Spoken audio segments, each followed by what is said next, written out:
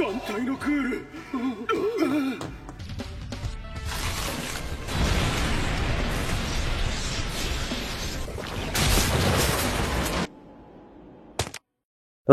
semuanya, minasan. Kembali lagi bersama Tomro di alur anime Kung Nang Kene.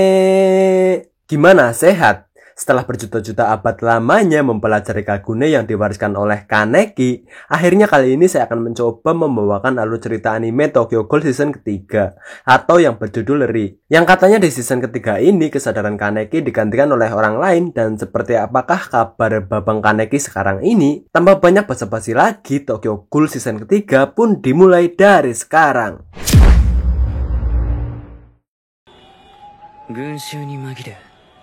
人の肉を食らう。人々はグールと呼ぶ。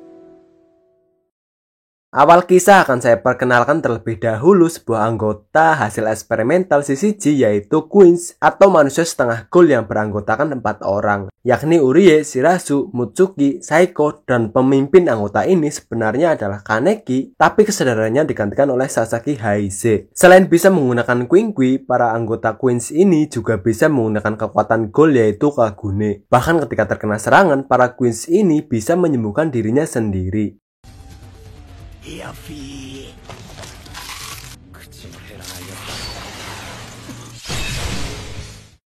Saat ini anggota CCG sedang mencari ghoul bernama Torso. Sempat mengira kalau supir taksi pas di scene awal tadi adalah Torso, namun sayangnya dugaan mereka salah. Parahnya mereka juga tidak bisa mengalahkan ghoul itu, sehingga para Queens pun berpencar untuk mencari informasi tentangnya. Dimana Sasaki ditemani oleh Mutsuki pergi menemui Porpora di penjara Cochlea. Torso ini berbaur dengan manusia sehingga sangat sulit untuk ditemukan, dan dilihat dari jangkauan perburuannya pasti sangat luas. Berdasarkan laporan korban yang diterima, spontan Porpora langsung menebak kalau Torso menyamar sebagai supir taksi.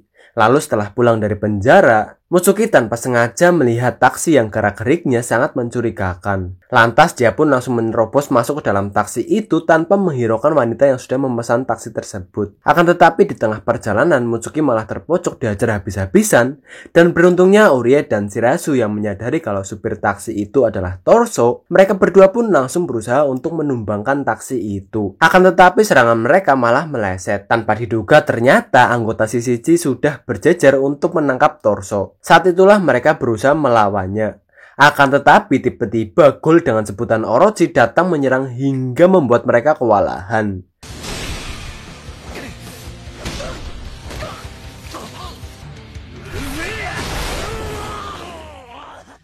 Di saat mereka terpojok, Sasaki datang yang berniat akan menolong mereka. Namun Orochi sangatlah kuat sehingga Sasaki sedikit dibuat kewalahan.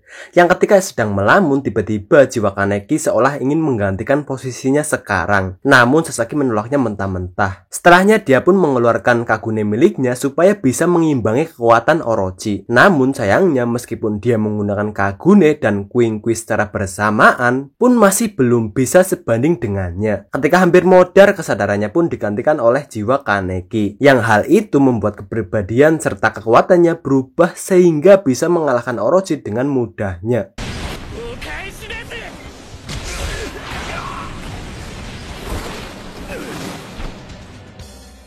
Dan ternyata Orochi ini adalah Nishio.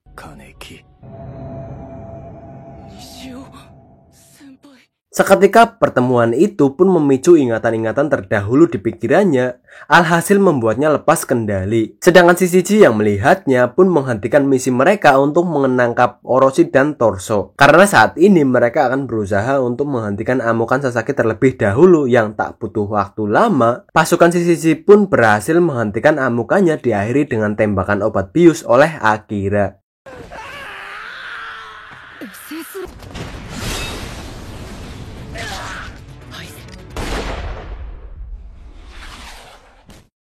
Setelah Sasaki kembali tenang, dia pun menemui Arima, yang ternyata selama 2 tahun ini Sasaki dilatih oleh Arima sendiri. Sembari bercerita tentang suara jiwa Kaneki yang selalu terdengar olehnya, bahkan Sasaki menyadari kalau suara tersebut adalah dirinya yang terdahulu. Selanjutnya akan saya jelaskan proses eksperimen para Queen secara singkat, di mana Shishiji meniru kondisi Kaneki yang setengah gol setelah berhasil melakukan penelitian kepadanya. Pada dasarnya setiap gol memiliki Kakuho di dalam tubuhnya. Nah, Kakuho yang diambil dari gol itu lalu dimasukkan ke dalam tubuh manusia, di mana Kakuho para Queens ini dilapisi dengan besi untuk mengontrol sekaligus memudahkan penggunanya dalam pengendalian kekuatan gol. Lapisan itu terdiri dari 5 lapisan, yang mana satu lapisan mewakili 20% kekuatan. Saat ini lapisan milik Urie berada di level 2, namun dia sangat ingin menggunakan Kagune yang lebih kuat, sehingga meskipun tidak dianjurkan, dia tetap meminta si dokter untuk menaikkan level lapisannya supaya bisa mencapai apa yang diinginkannya itu.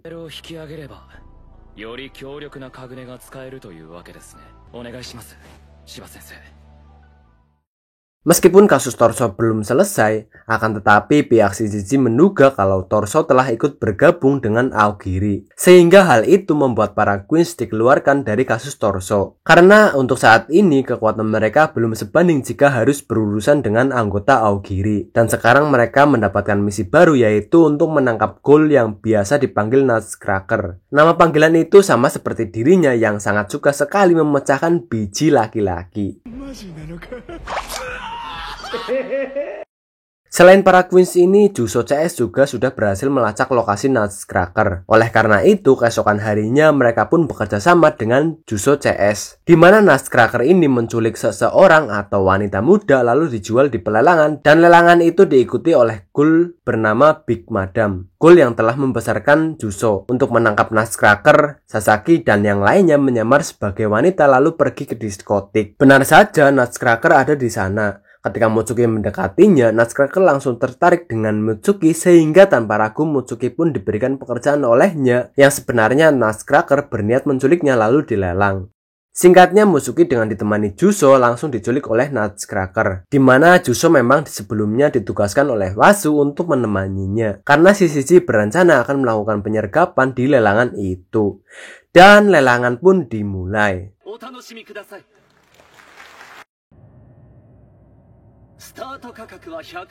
Pada awalnya saat Mutsuki dilelang, para ghoul di sana tidak terlalu tertarik dengannya. Akan tetapi ketika mengetahui kalau Mutsuki adalah ghoul bermata satu, yang bagi mereka ghoul bermata satu sangat lezat, sehingga Mutsuki langsung menjadi rebutan. Di mana Big Madam dan salah satu pegawai dari Sukiyama juga ikut dalam pelelangan itu, yang berniat akan membeli Mutsuki untuk Sukiyama yang mungkin bisa menghiburnya sebagai ganti Kaneki. Karena sampai saat ini Sukiyama masih sangat ngiler dengan daging Kaneki. Namun sayangnya Big Madam menembak dengan harga mahal, sehingga dia pun berhasil memenangkan Mutsuki di lelangan itu.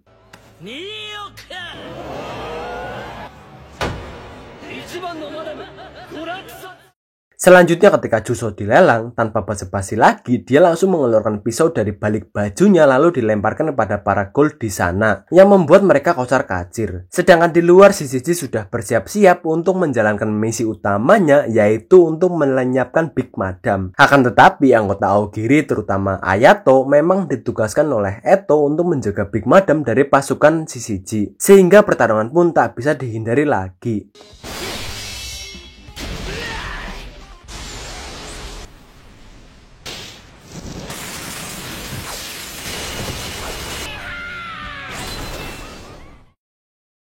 Sementara itu di sisi lain, Mutsuki yang baru saja melarikan diri dari Nutcracker, alangkah malangnya dia ketika hampir saja ditangkap oleh pelayannya Sukiyama. Akan tetapi beruntungnya dia ditolong oleh Torso, meskipun sesaat kemudian Torso juga berhasil ditumbangkan. Yang ketika kembali terpojok, Sasaki CS datang tepat waktu hingga membuatnya melarikan diri.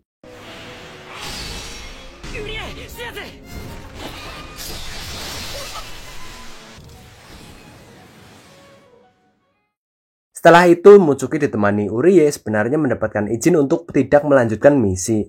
Akan tetapi, Urie yang haus dengan pujian, sehingga dengan nekat Urie pergi ke ruang bawah tanah, yang kemungkinan para penonton ghoul bertopeng sedang bersembunyi di sana. Benar saja dugaan mereka, dan ternyata Juso juga masih ada di sana setelah pertarungannya dengan Ayato. Meskipun tanpa Queen, mereka dengan nekat menghadapi para ghoul bertopeng itu.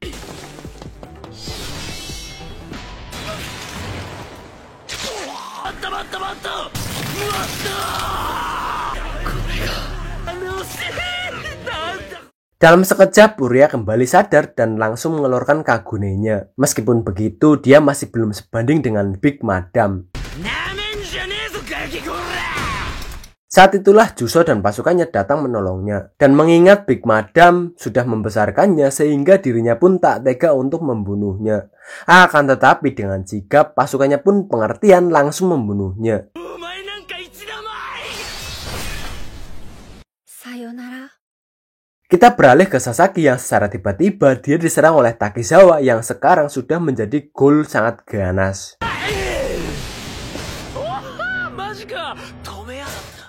Sedangkan Shirazu dan Saiko berhadapan dengan Nutcracker yang ternyata bisa melepaskan Kagunenya hingga membentuk sebuah perangkap. Namun Shirazu dengan cepat bisa mengetahui letak setiap Kagune yang dipasang.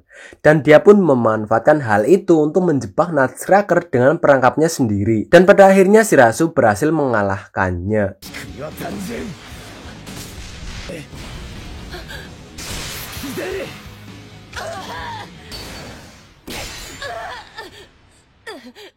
Kembali ke Sasaki di mana saat ini kekuatannya tidak sebanding dengan Takizawa sehingga dirinya diajar habis-habisan. Berkali-kali Sasaki terluka, berkali-kali pula bayangan Kaneki menghantuinya. Hinami yang melihat Sasaki diajar habis-habisan oleh Takizawa, lantas dia pun teringat dengan Kaneki sehingga langsung menolongnya. Ya meskipun Hinami juga tidak bisa menandinginya, akan tetapi setidaknya dia memberikan waktu kepada Sasaki untuk bangkit dan... Kaneki-kun.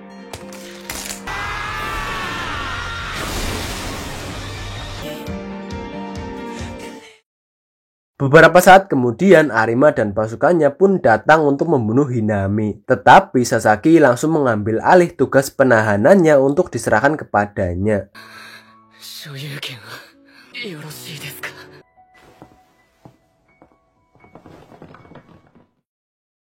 Setelah tragedi itu selesai, satu persatu dari mereka yang ikut dalam penyerangan itu yang berhasil selamat mendapatkan kenaikan pangkat atas apa yang mereka kerjakan. Yang kemudian setelahnya Sasaki dan anggotanya merayakan hal itu dengan makan bersama.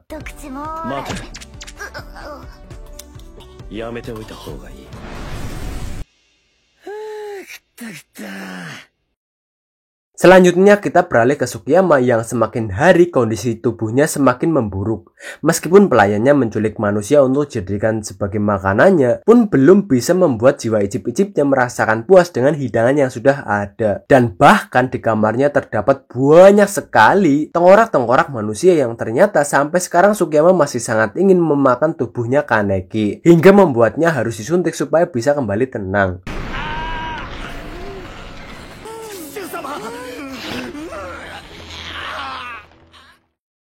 Kabar tentang penculikan massal yang dilakukan oleh keluarga Sukiyama atau mereka menyebutnya keluarga bunga telah terdengar oleh Shishiji. Dan mari saya perkenalkan karakter baru bernama Kijima, Kori, waifu saya bernama Hairu. Pada intinya mereka akan memperdalam penyelidikan kasus tersebut. Di mana di hari yang sama anak buah Kijima yakni Furuta kembali menjebak keluarga bunga yang hendak mencari mangsa untuk Sukiyama. Yang ketika Hairu sedang bertarung, salah satu dari mereka pun berhasil ditangkap.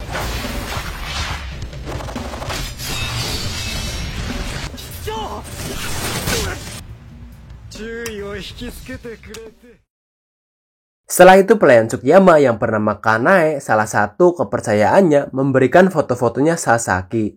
Yang sontak hal itu membuat Sukiyama kembali bersemangat untuk hidup. Bahkan dengan nekatnya Sukiyama pergi menemui Sasaki. Ya meskipun ketika bertemu dengannya Sasaki sama sekali tidak mengenalinya.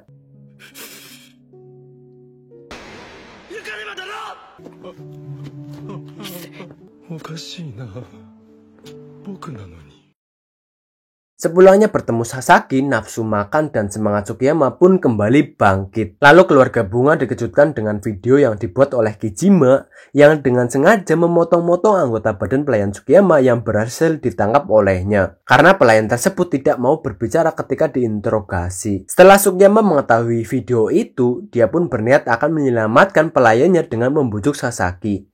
Tapi dengan syarat dia harus bisa mengembalikan ingatan Kaneki terlebih dahulu. Oleh karenanya Sukiyama berusaha berusaha ingin menemui Sasaki supaya bisa berbicara dengannya. Akan tetapi ketika Sukiyama mencobanya, dia selalu gagal dan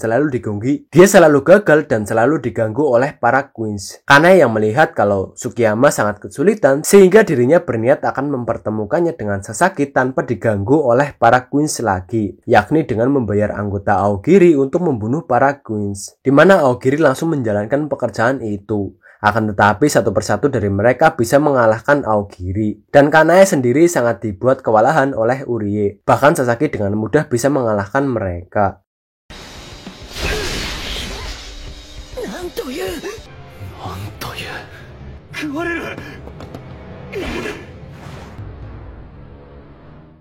Setelah mengalahkan Kanae dan anggota Aogiri utusannya, lantas Sasaki CS pun melapor kepada Shishiji lainnya bahwa kemungkinan anggota Aogiri dan keluarga Bunga bekerja sama, sehingga mereka berniat untuk melakukan investigasi lebih dalam mengenai Aogiri dan keluarga Bunga, lalu akan melakukan penyergapan terhadap keluarga Bunga. Sebelum itu mereka harus mengetahui seberapa besar kekuatan musuh dengan cara Sasaki dan para queens menyamar sebagai ghoul dengan memakai topeng yang sebelumnya mereka sudah memesan topeng itu kepada Uta. Dan Uta juga memberikan topeng yang dipakai Kaneki dulu kepada Sasaki, dimana saat Sasaki memakai topeng itu, para ghoul yang melihatnya pun sangat ketakutan. Yang oleh karena itu Sasaki pun menjadi penasaran tentang ingatan dirinya yang terdahulu. Lalu dia pun pergi menemui Sukiyama untuk menanyakan semua tentang dirinya. Meskipun sebenarnya dia tidak ingin menjadi Kaneki yang sangat ditakuti oleh para ghoul, melainkan tetap ingin menjadi manusia. Spontan Sukiyama pun tak mau menjelaskan tentang dirinya yang dulu.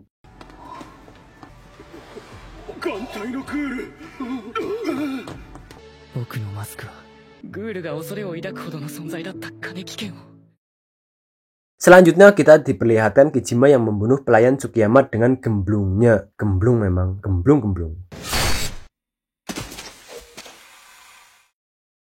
Keesokannya anggota Shishiji pun melakukan penyerangan ke tempat Sukiyama, tapi ayah Sukiyama dan para pelayannya dengan mudah menyerahkan diri tanpa perlawanan sedikit pun. Yang sebenarnya ini merupakan pengorbanan ayahnya Sukiyama, supaya Sukiyama sendiri bisa kabur. Akan tetapi pengorbanannya sia-sia dikarenakan Shishiji langsung mengetahui rencana tersebut, di mana pasukan Shishiji langsung menyerang ke tempat persembunyian Sukiyama.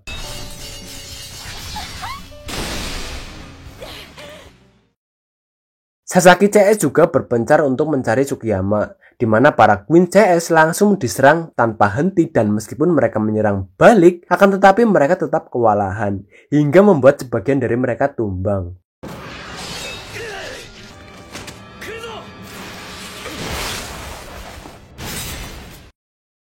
Sedangkan Sasaki yang pergi ke atap gedung, dia bertemu dengan Sukiyama. Kita beralih ke Hairu dan Kijima, di mana Hairu bertarung melawan Matsumae, yang pada awalnya Hairu bisa membuat Matsumae kewalahan, akan tetapi dengan tekad ingin melindungi tuannya yaitu Sukiyama, akhirnya dia bisa menunjel Hairu, dan di saat Hairu membalas serangan itu, teman Matsumae mengorbankan tubuhnya supaya bisa membunuh Hairu.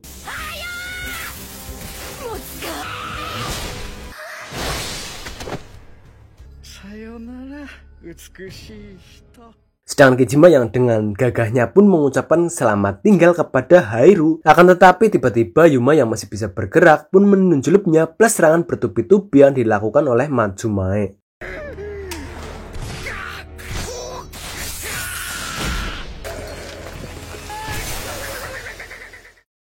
Namun setelah itu Matsumae bernasib buruk tak kala dia dicocol matanya lalu dibunuh oleh Furuta.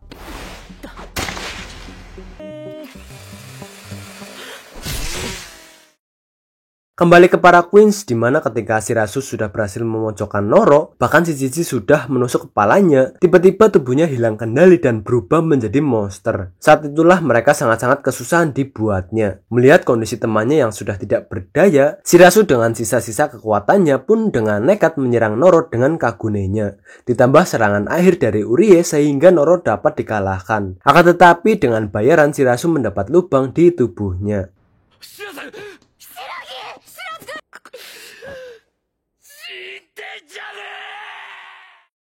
Kita kembali ke Sasaki yang ketika dirinya akan membunuh Sukiyama, tiba-tiba tangannya langsung dipotong oleh Kanae yang saat ini sudah lebih kuat karena dibantu oleh Eto. Meskipun begitu masih bisa dikalahkan oleh Sasaki.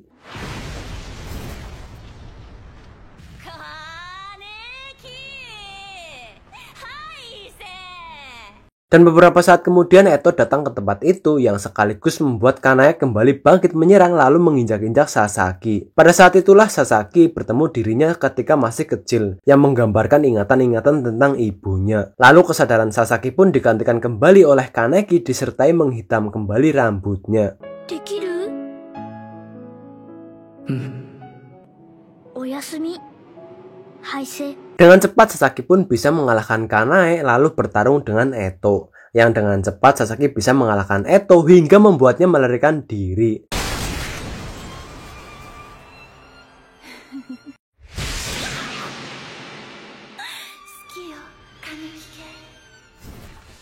Kemudian Sasaki membawa Sukiyama dengan Kagunenya lalu dilempar dari atas gedung. Tetapi Kanae juga ikut lompat untuk menolong Sukiyama dan mengorbankan dirinya sendiri demi Sukiyama. Sehingga Sukiyama berhasil selamat.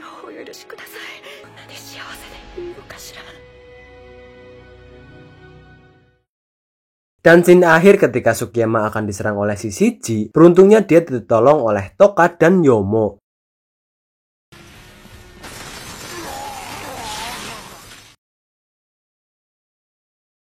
Dan untuk season 3 pun selesai sampai di sini. Oke, sampai di sini.